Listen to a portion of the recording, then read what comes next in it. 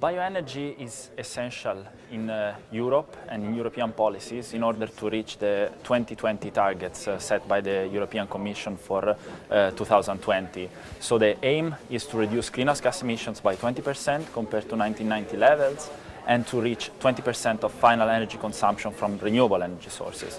Now, among the renewable energy sources, biomass is already nowadays the most important in terms of, in quantity terms in Europe. It accounts for about 60% or more of the renewable energy sources used in Europe.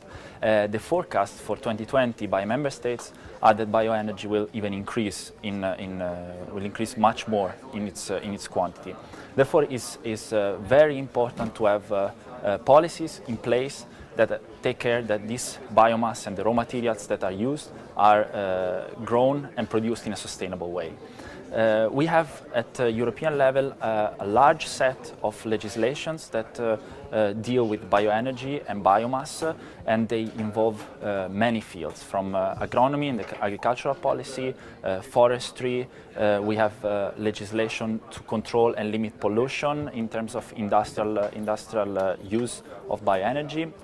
But the most important package that we have regards energy and climate change. So within this package of legislation, we have several laws and directives, one of which is, for example, the emission trading system.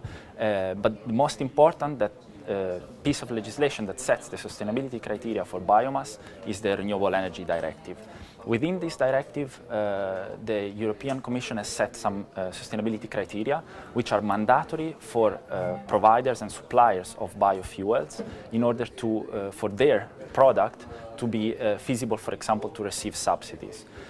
These sustainability criteria span large ranges of the let's say, sustainability panorama. We have a greenhouse gas criterion for a threshold of greenhouse gas savings. We have criteria on biodiversity. We have criteria on land use, and we have criteria on agricultural practices. And also we have criteria on social sustainability.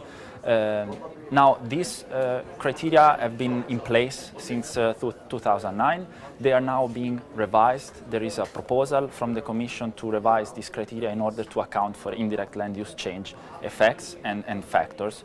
So that's now on the table and needs to be approved by Parliament and Council.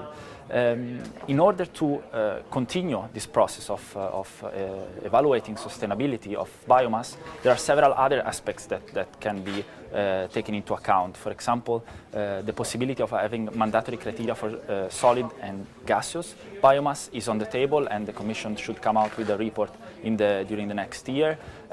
We, as JRC, are working also on evaluating other environmental aspects of bioenergy chains via LCA, and we are also starting to look a bit deeper into the direct and indirect effects of additional use of agricultural, industrial and municipal waste, because they are core of the European policy, and therefore we need to take care that their sustainability is guaranteed.